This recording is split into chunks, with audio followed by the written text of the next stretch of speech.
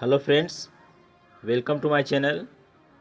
आज की इस वीडियो में हम सीखेंगे महिलाओं के साथ होने वाली हिंसा पर आवाज़ उठाने में आशा की भूमिका।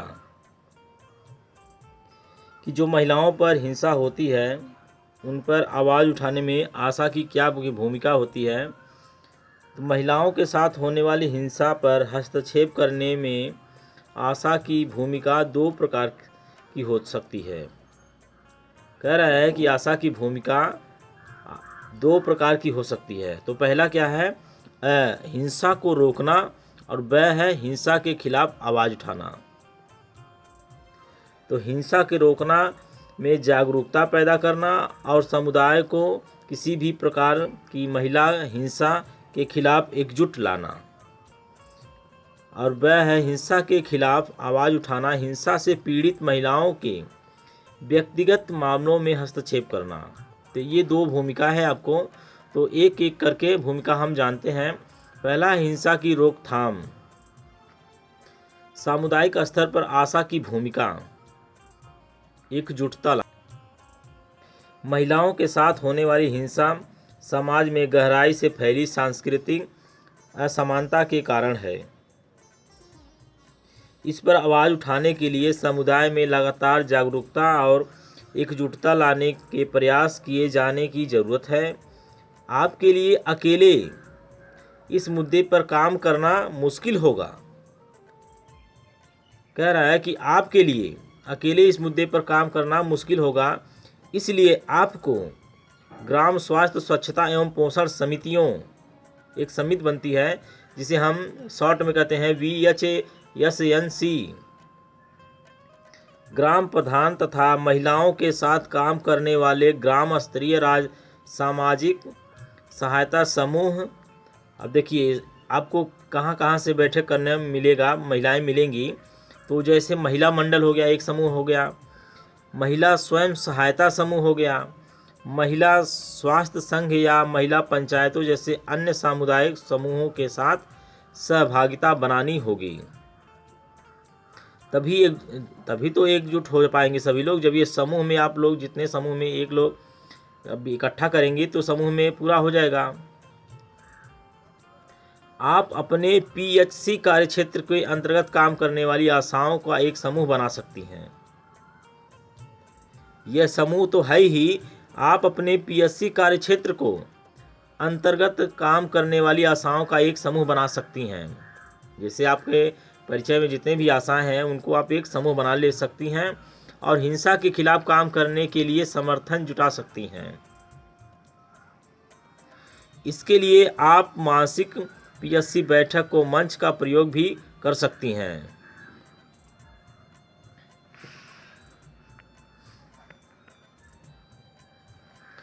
इन बैठकों में आप हिंसा के मुद्दों पर चर्चा कर समूह के साथ सहभागिता बढ़ाने का प्रयास कर सकती हैं। कई बार कानून हिंसा का सामना करने वाली महिलाओं को तुरंत सहायता की ज़रूरत होती है। किसी महिला के साथ हिंसा हो जाती है तो उसे सहायता की तुरंत ज़रूरत होती है। उस स्थिति में आपको उन समूहों के साथ संपर्क स्थापित करना चाहिए जो हिंसा का सामना करने वाली महिलाओं को अनौपचारिक सहायता और आश्रय प्रदान करने में मदद कर सकते हैं।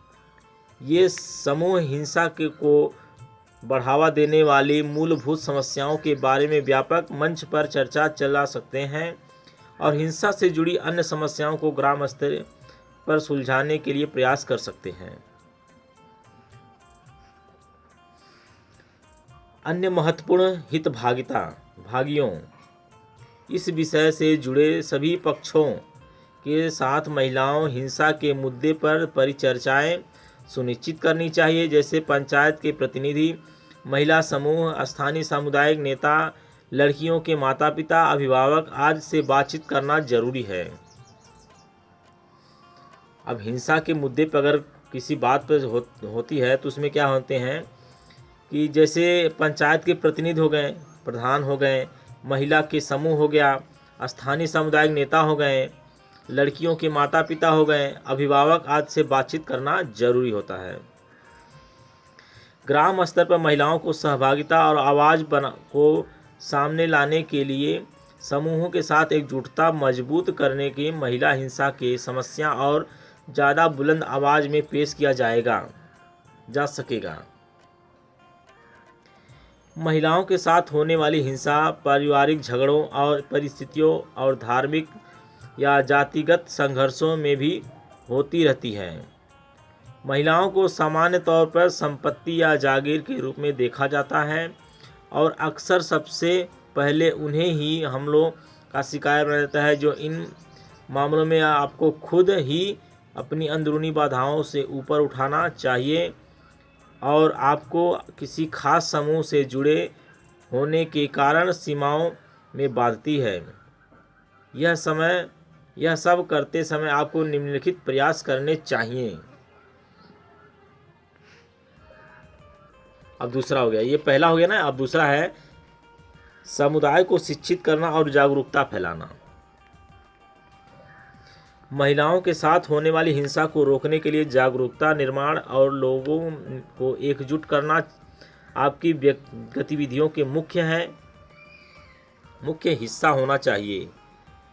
आपको इन मुद्दे पर बातचीत करने के लिए अपने गांव के किशोरियों तथा महिलाओं के साथ बैठक करनी चाहिए। इसके लिए आप नीचे लिखे गए प्रयास कर सकती हैं। जिस तरह से यह महिला समूह इकट्ठा करके समझा रही है, ठीक उसी प्रकार आपको भी यही काम करना है। मान्यताओं को बदलना, जैसे मारपीट प्यार की अभिव्यक्ति का ही एक रूप है। वो मुझे मारता है तो क्या हुआ?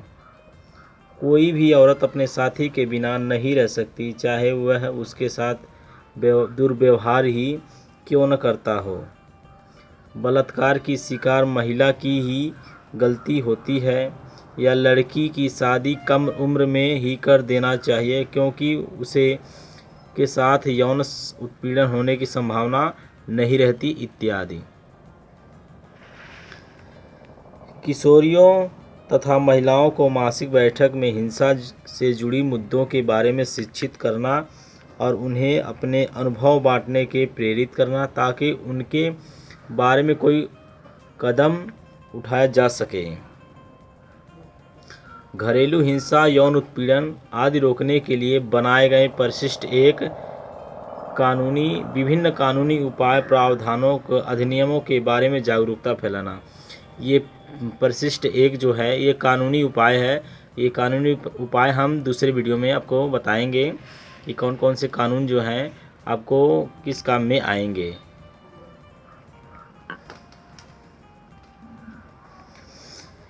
दहेज संबंधी उत्पीड़न, कन्या भ्रूण हत्या, कन्या शिशु हत्या, बाल विवाह, पारिवारिक जातीय सम्मान के नाम पर की गई हत्याएं, लड़कियों की तस्करी और लड़कियों के साथ भेदभाव तथा विवाह से पंजीकरण एवं लड़कियों से उत्तराधिकारी के हक दिलाने के आदि से जुड़े मुद्दे पर एकजुटता होने की अभिभावकों को आयोजित करने के लिए ग्रामीण स्वास्थ्य, स्वच्छता एवं पोषण समिति के माध्यम से प्रयास करना।